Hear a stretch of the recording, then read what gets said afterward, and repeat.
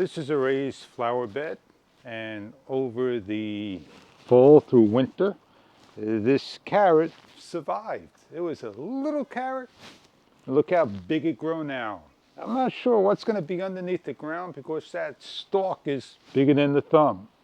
So what we're going to do, dig it up and see what that dwarf carrot looks like. Do you know when it's the proper time to pick a carrot? I don't.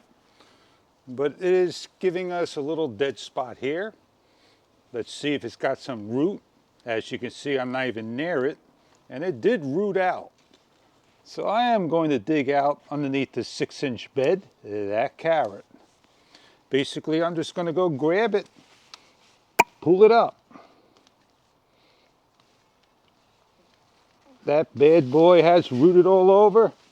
And look how big that carrot is. This is the carrot right there. It was still growing. It didn't even grow that big. This little carrot here and all this top. How do you like that?